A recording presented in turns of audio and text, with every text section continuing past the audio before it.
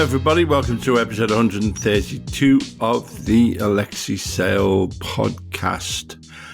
We're recording on a Friday afternoon in downtown central London. The temperature is, the I-5 is backed up as far as Encino, and there's a escaped alligator on the blah, blah, blah, blah, blah.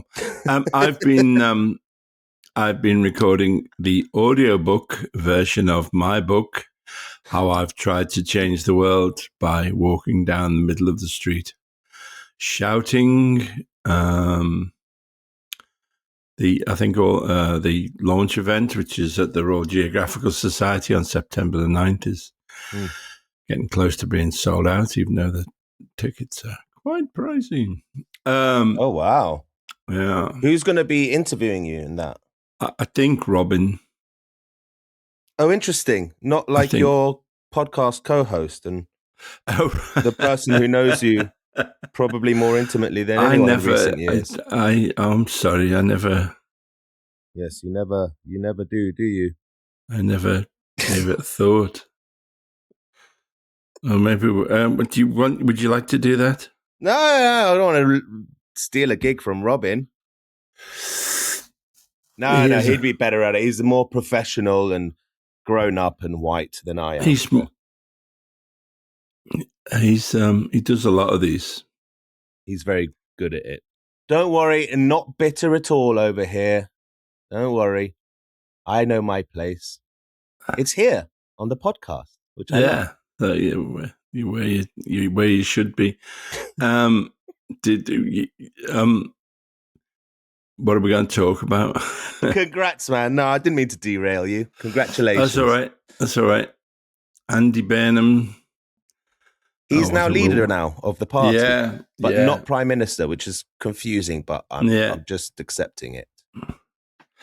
Let's leave that for another day. Did you say you had some questions? We're doing quite a quick one, aren't we, really? Because timing issues, scheduling issues. You've been in the studio for 3 days, so we're squeezing this in. Yeah, the show needs to come out Saturday morning. We're squeezing this in and just under the wire. And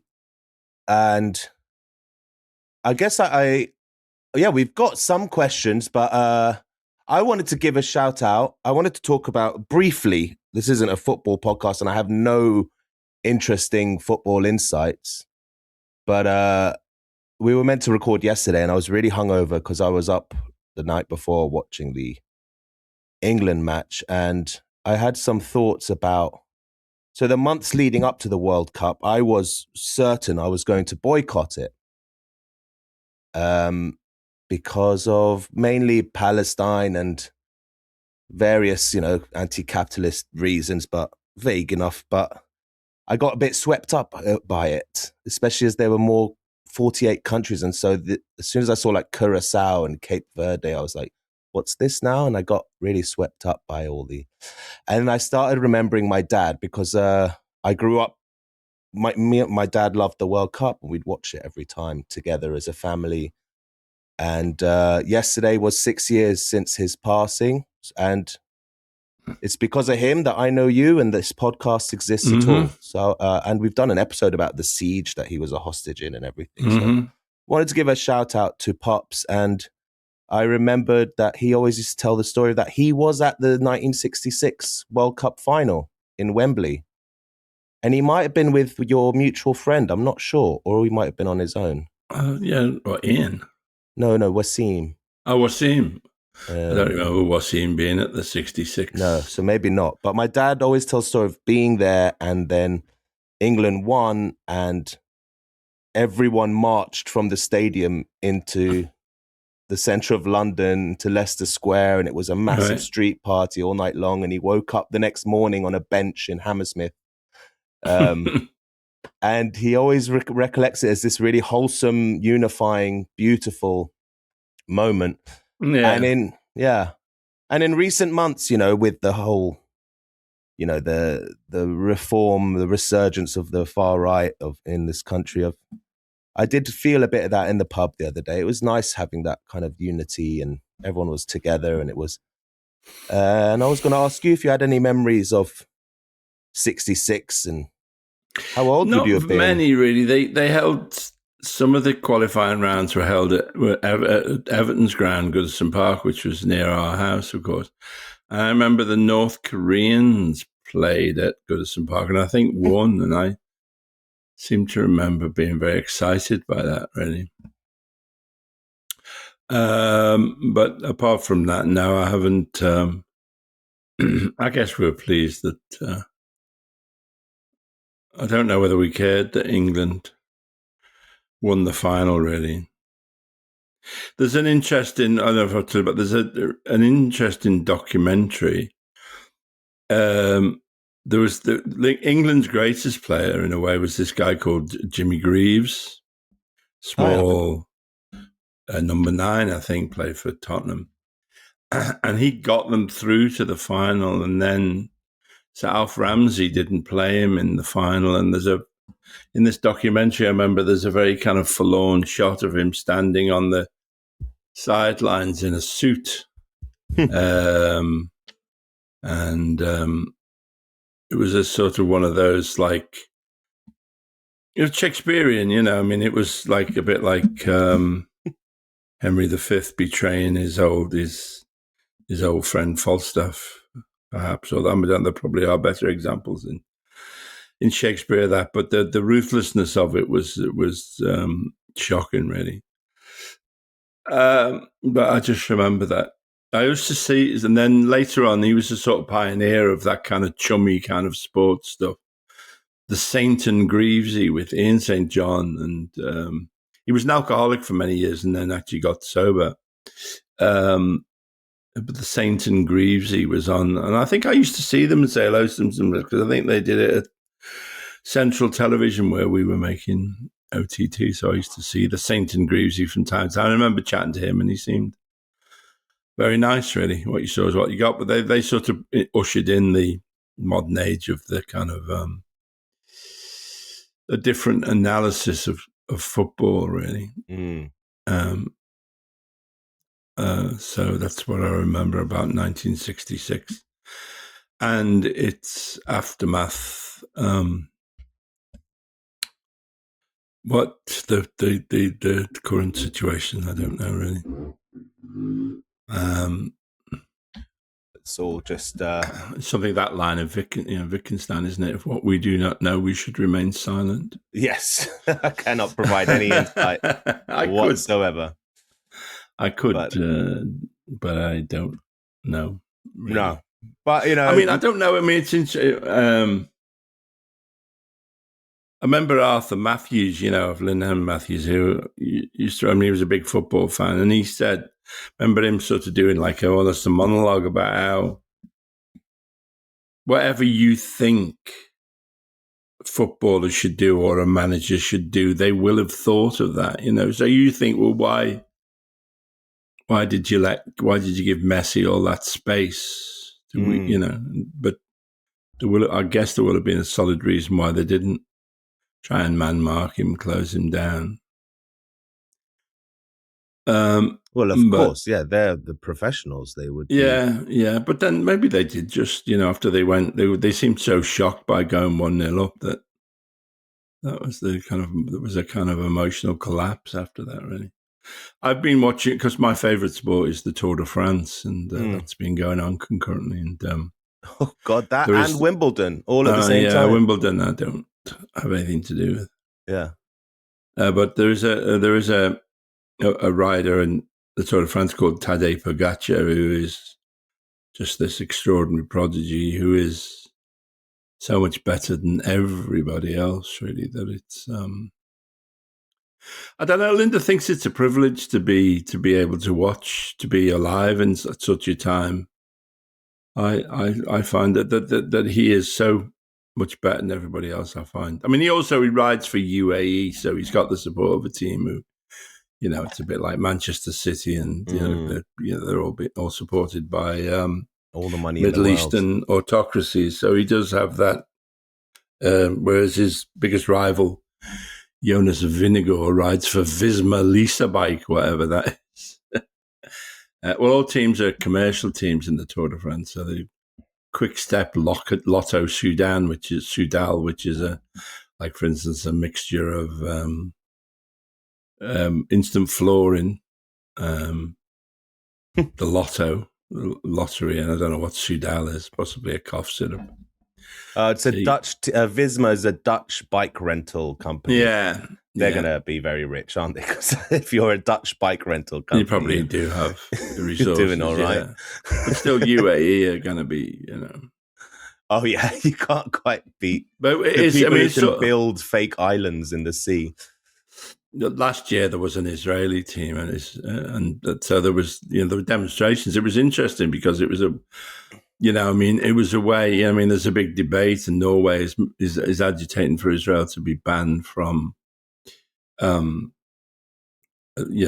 from world football, and many other countries agree. But it was interesting with the Tour de France last year with Israel Premier Tech, or Israel Startup Nation, or whatever they were called, that the public just stopped it. The public just made it impossible for a team with Israel in its name, or with links to Israel, to function. And so there was a kind of really interesting, you used to see, that last year, the whole route was lined with Palestinian flags, particularly when they were in Spain. But it was an actual, the public, because the Tour de France is is uniquely open to the public.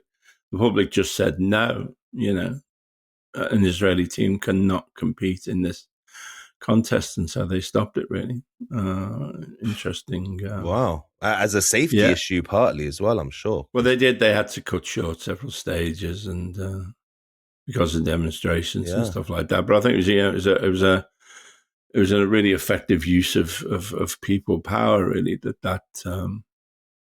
that situation was brought about. So that's it. And I sort of, it's sad in a way that this year you see the occasional one, but there's not many Palestinian flags.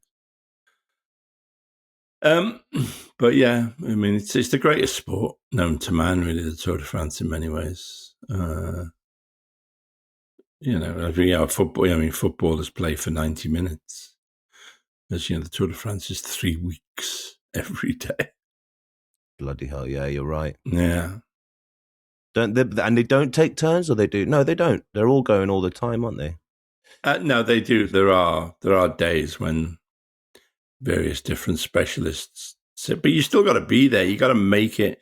That's the amazing thing.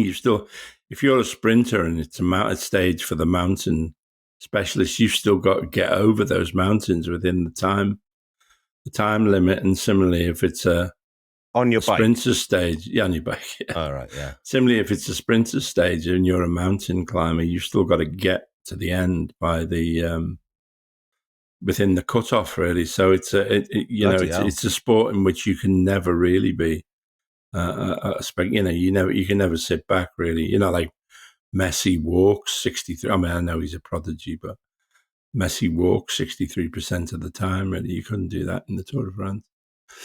You have to always be up there with the body of the race. Really, so it's a spectacular. It's you have to know. It takes a while to learn what's going on, but it rewards knowing that, I think. And of course, one of the greatest days of my life was when I did commentary on the Tour de France. Yes, we know. 2020.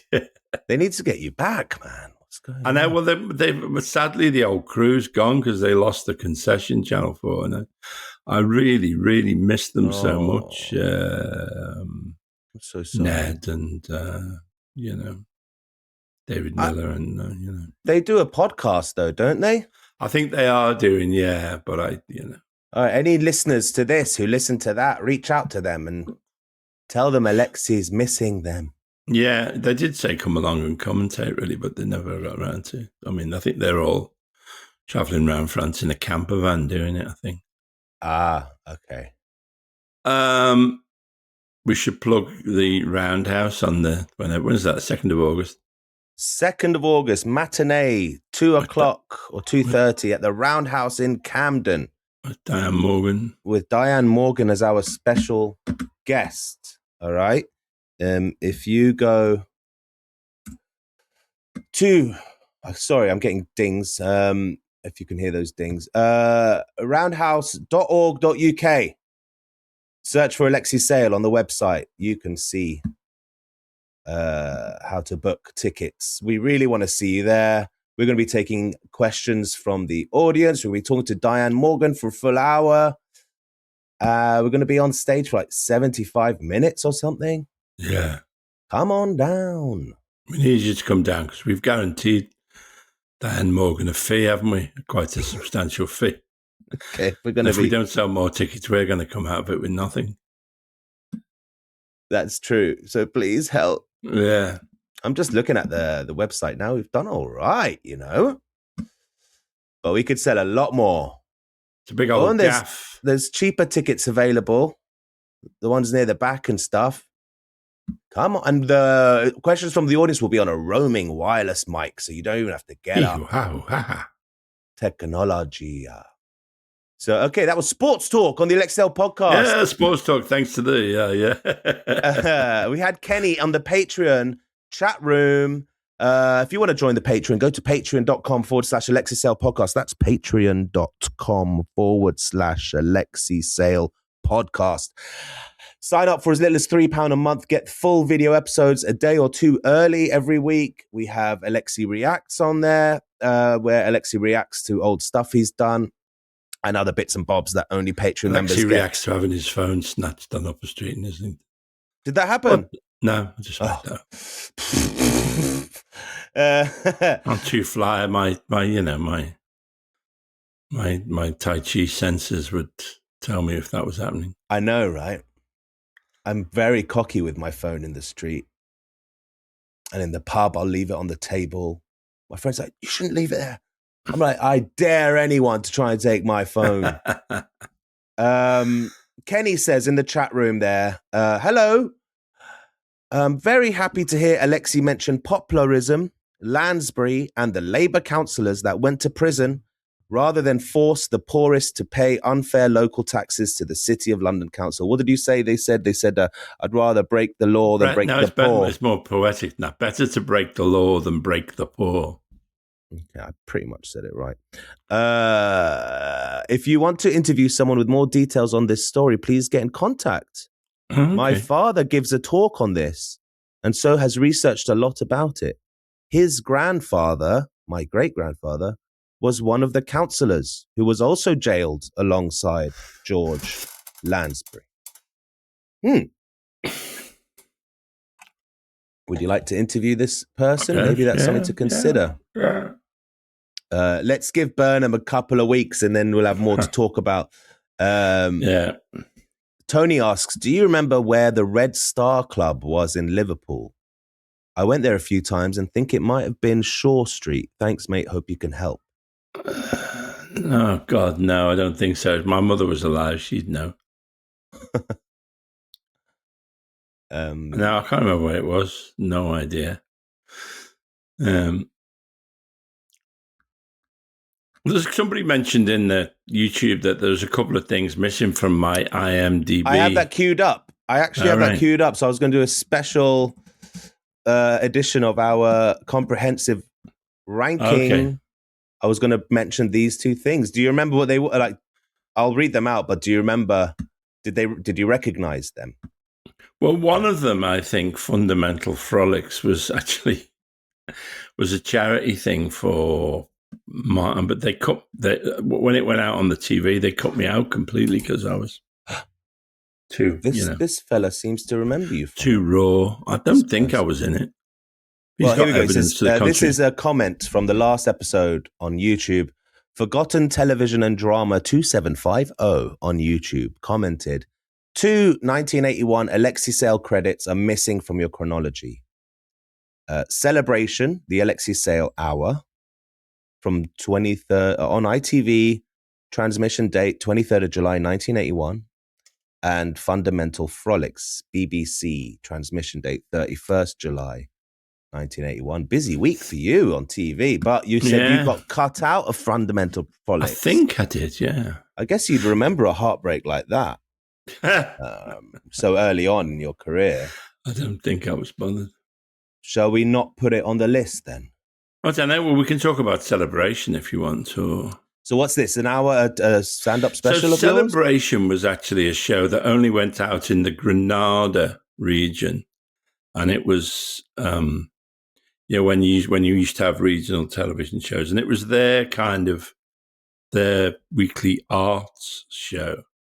And so they'd been down to London and seen me and asked me if I'd like to do this hour-long, which again, I think uses some of the elements of that we later used in Alexei Sayle's stuff, doing stand-up, talking to the camera and stuff.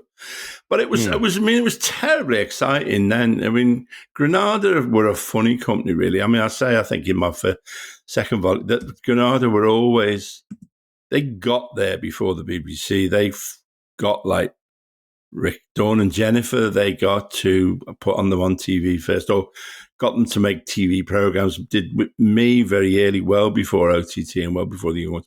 But then they would sort of lose their nerve and not put shit out. Oh. And so in a sense, effectively kind of waste your time in a way. But but it was, I think it was really my first solo TV outing, and Bill, my partner from when I was double actors in it. There's a song I did, which I think on a roller coaster, which is a parody of Adam Ant, which I think is completely inaudible because we're on a roller coaster. But it was directed by David Lidderman, who later went on to become head. I think he wasn't Director General of the BBC, but he was certainly head of comedy, head of light entertainment. And when he was at, because he was gay, because he was the one who really breathed life. When Coronation Street was kind of dying in the early 80s, he really breathed a lot of life into it by making it kind of camper in a way, bringing these big, powerful female figures into it when he was still at Granada. And the sort of runner on it was a guy called John Plowman, who later became head of comedy at the BBC and is, responsible for, or partly responsible for, things like The Office, Ab Fab, where he always gave himself a cameo. I'm very fond of John. Actually, I haven't seen him for a while, but I'm very fond of John Plowman.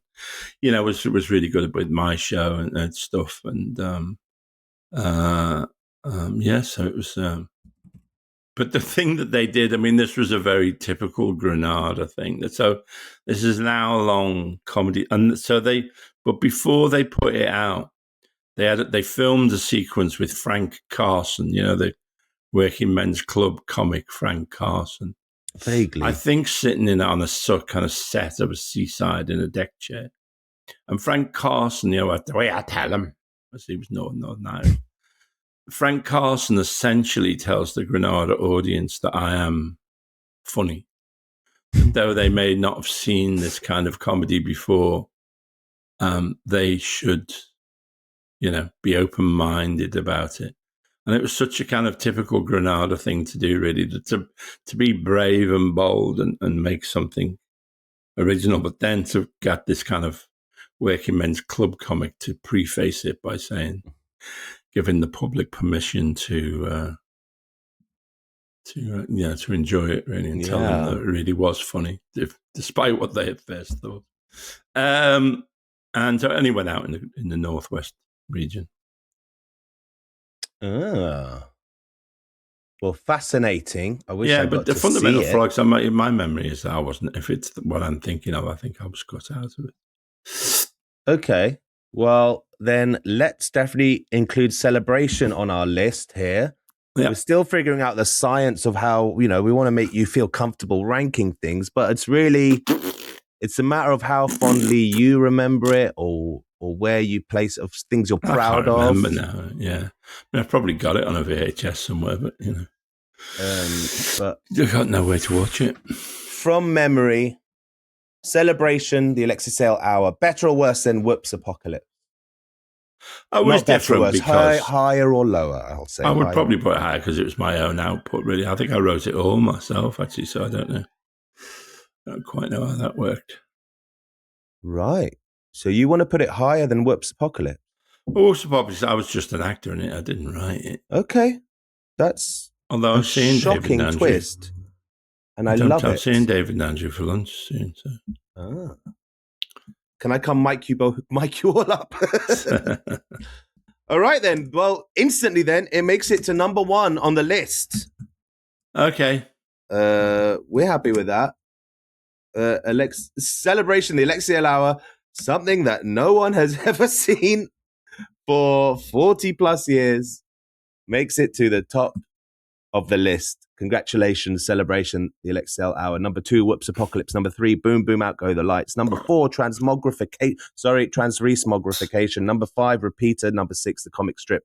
Number 7, Lost for Words. Number 8, dwindling down at the bottom, is Walcott.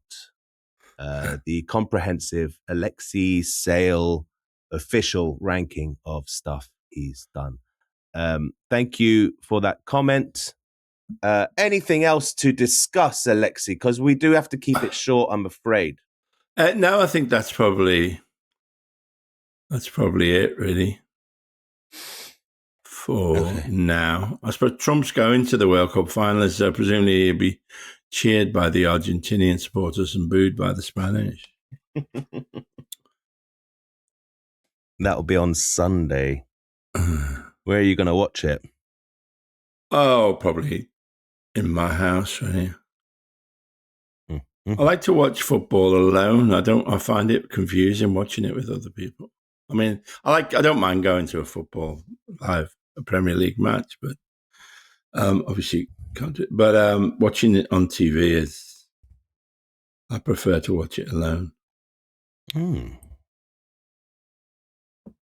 Well, with that sad image, we'll leave you, listeners. You and Linda, surely not alone. Well, Linda comes and she knows more about. She's somehow, because she can see the patterns and stuff. I can't decode football. I can't see the matrix, really. I don't really know what's happening ever. Some people can see the patterns and say he's doing this and he's doing that, and they. I've got this example. A friend of mine, his brother was a football agent, and he was at a football match with somebody, let's say, and another guy, and a player picked the ball up in his own half, and immediately my friend's football agent brother and the other guy said to each other, he's going to score. And they could see the way that the elements were lined up. The matrix was arranged. And he did. This guy picked the ball up in his own area, took it, and scored. And they could see that was going to happen because of the way various forces were aligned. This person was there, that other person was somewhere else. I can't see any of that, really. I wish I could. It's a sadness, really. I would like, when they talk about, that this player is dragging somebody out. I don't know. When they talk about tactics and strategy, I don't understand what they're saying. Yeah. Which I do more in the Tour de France, which is very, very strategic. It's a language, isn't it? It's like learning a language, and I suppose. I don't know. I mean, I'd like to. I don't know. I don't know what's going on, really. I never know. But I mean, there was clearly, I suppose, a kind of collapse after England scored against Argentina. I'm with you there. This isn't a football podcast, so that's excusable. No. Don't worry. But come at us wanting a fight, and you know how that'll end, folks. We can read you in that way. That's true. We're a martial arts podcast, aren't we? Yes, indeed. There was this thing a few years ago with this American guy. Remember Channel 4, I think, had a series where a guy traveled the world studying martial arts styles. Oh. I don't know what it was called, if anybody can remember, really. I'd be really interested to see it now. Now I know a lot more about martial arts. I'd be interested to see that, really. But yeah. Yeah, we know all that, mate. So watch it, yeah? I can watch it. Right. Let's get out of here. All right. Bye. Bye.